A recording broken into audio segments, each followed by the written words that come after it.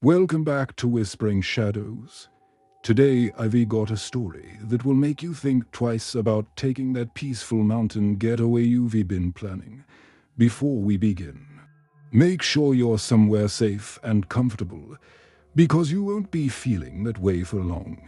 Have you ever noticed how the most terrifying things often happen in the most beautiful places? Today's story takes place at Crystal Lake Lodge, a luxury mountain resort where one night manager's routine shift turned into a nightmare that would haunt her forever.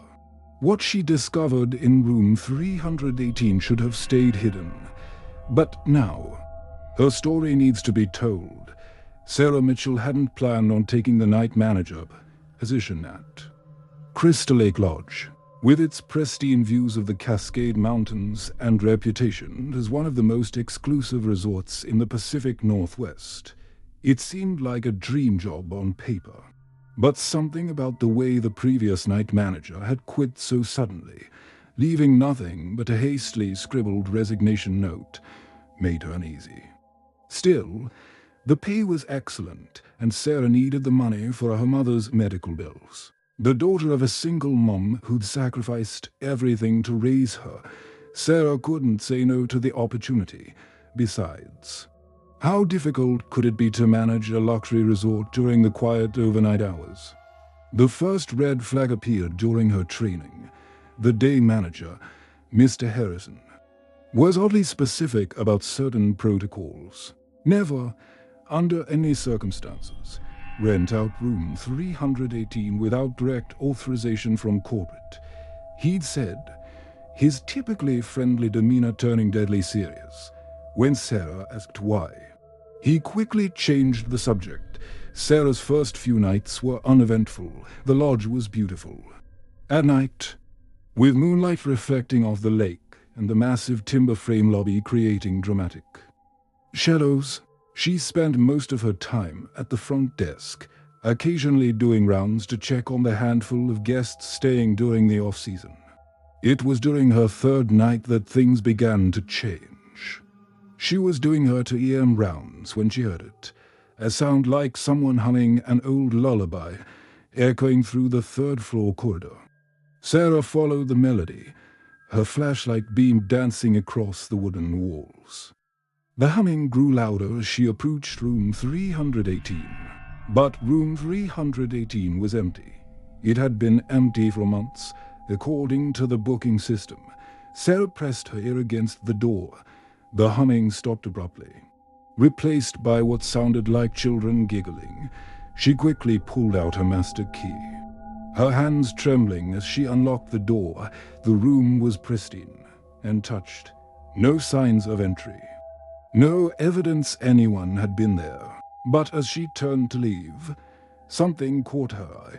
A child's drawing on the desk. The paper yellowed with age. It showed stick figures of a family. A mother, a father, and 3 children. Their faces were all crossed out in angry red crayon. Sarah couldn't shake the feeling that something was wrong. During her break, she began researching the lodge's history. Most articles praised its luxury amenities and stunning location, but buried deep in local newspaper archives, she found something disturbing.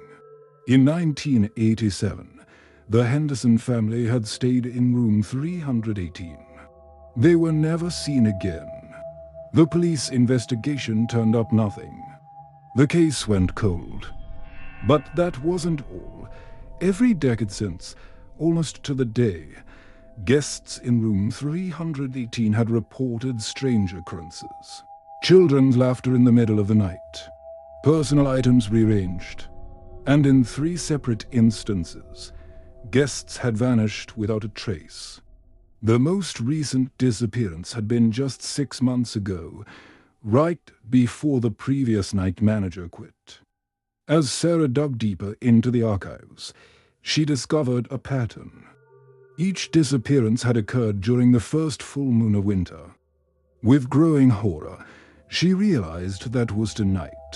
Rushing back to her desk, she pulled up the security cameras. Her blood ran cold. Despite the do not rent tag in the system, Room 318 status had changed to occupied. The guest name listed was Henderson family. Sarah ran to the 3rd floor.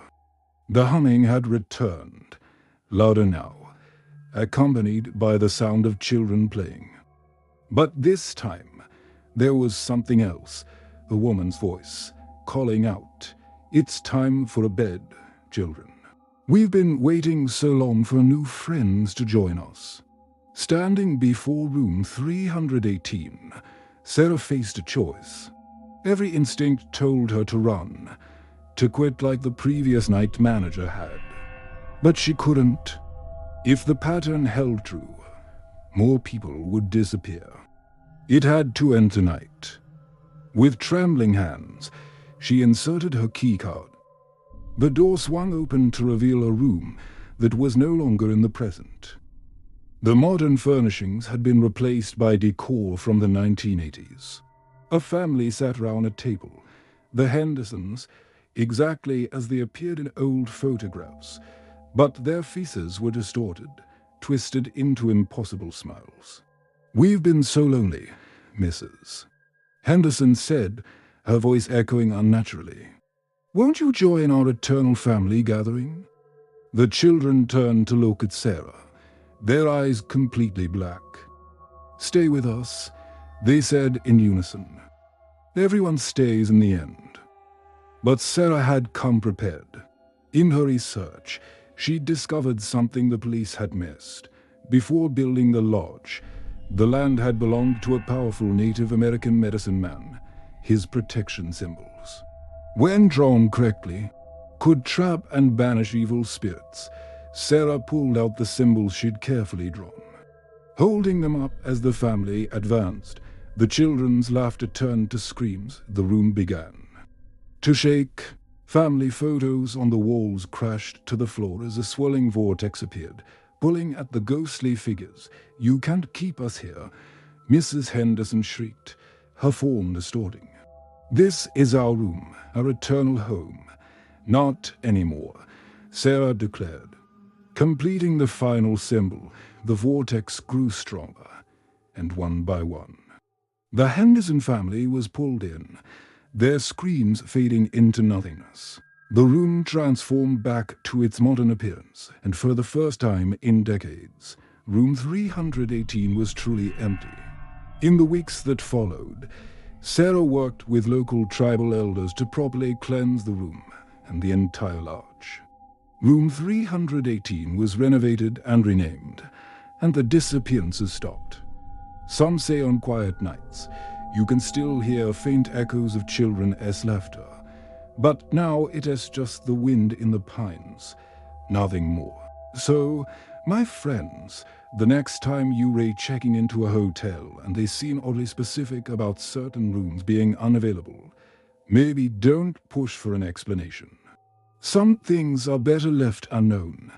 If you enjoyed this story, make sure to hit that subscribe button and ring the bell to join our growing family of horror enthusiasts.